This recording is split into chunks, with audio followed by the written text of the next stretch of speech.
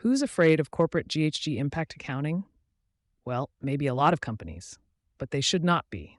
Or maybe companies are not really thinking about it all, but they should be.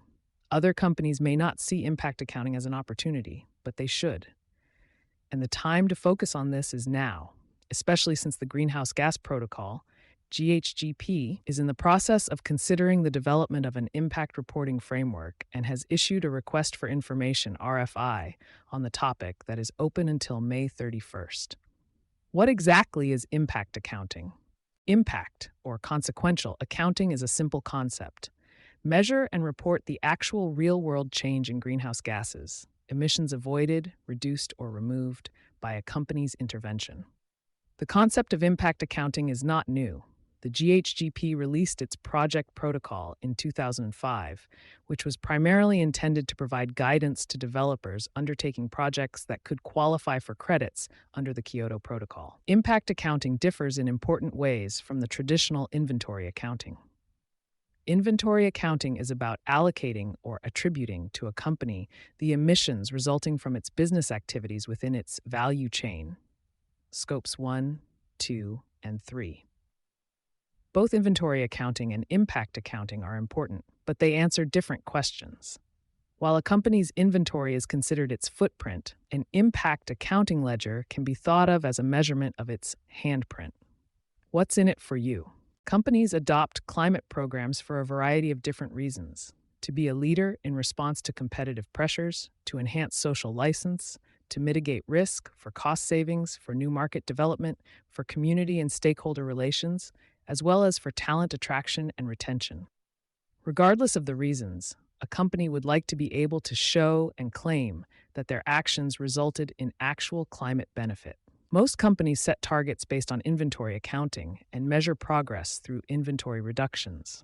But inventory changes do not necessarily match real-world emissions impacts. Impact accounting helps us better answer perhaps the most important question: how much did my actions actually matter?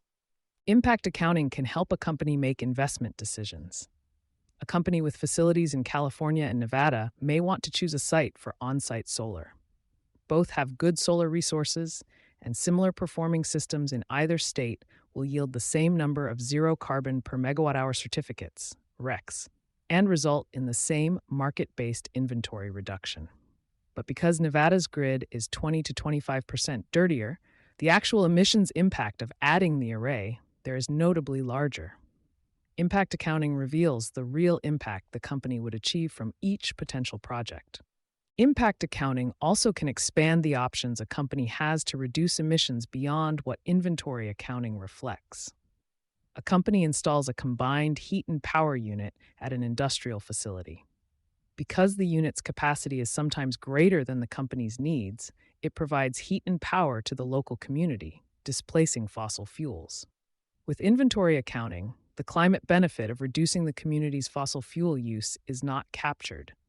And if anything, the company's Scope 1 emissions go up, and therefore the company shows a net inventory penalty from this climate service. But with impact accounting, the company can calculate and report the emissions benefit it caused. Impact accounting also provides a way to make more defensible claims. Scrutiny of company climate claims is increasing, because a decrease in inventory tons may or may not correspond to the actual tons to the atmosphere reduced or avoided. Using that decrease to make claims about emissions benefits, such as the equivalent of taking X cars off the road, is risky. Using impact accounting to measure actual emissions benefit to the atmosphere, on the other hand, provides the basis for a stronger claim. Impact accounting may also provide a pathway to new claims. A company with a large facility in Singapore, for example, has little to no opportunity to buy new clean electricity in that jurisdiction. The company could, however, invest in new RE in a clean energy-deprived grid like Vietnam. But if it does not also have load there, the company has no pathway to report this action using inventory accounting. With impact accounting, the company could make the investment, measure the emissions benefits, report that in an impact ledger, and make a defensible claim. The case for incorporating impact measurement into what companies are expected to do to set and reach science-based targets is strong. Today's target frameworks do a good job at sending investment signals for companies to reduce their value chain inventories. But by using inventory reductions and not actual emissions reductions to measure progress, these frameworks are not necessarily sending signals to companies to make emissions optimized investments. Further, those investment signals are only for investments within a company's value chain, while emissions reductions anywhere equally contribute to reaching global net zero. Climate science is precisely about measuring actual GHG flows in the atmosphere. Science-based targets aspiring to align with the mitigation pathways science tells us society must follow to avoid the worst effects of climate change should also be based on actual emissions impacts. It is both critical and foreseeable that target-setting programs adopt or incorporate impact accounting in the not-so-distant future. What's wrong with impact accounting?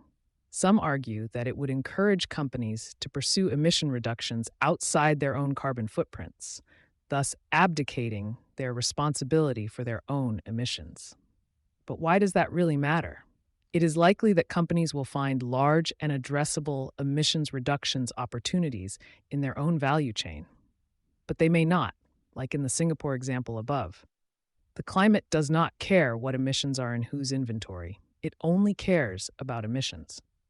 And the worst thing we can do is discourage companies from investing in climate mitigation simply because that impact does not lead to inventory reduction credit and progress towards a science-based target. Companies today are inundated with a myriad of different calculation and disclosure requests and requirements and are understandably wary of any additional tasks.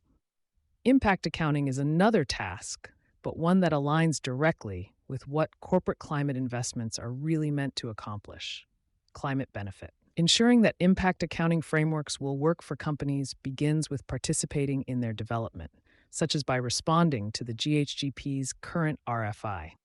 The future is being shaped now, and it could be a future where companies are better recognized for the impact they create and are empowered to do more. Roger Ballantyne is an internationally recognized expert on energy technology and energy market transitions. Bottom line: enhancing sustainability strategies, investment and transaction evaluation, energy procurement strategies, greenhouse gas accounting, and the integration of energy and environmental policy considerations into business strategy.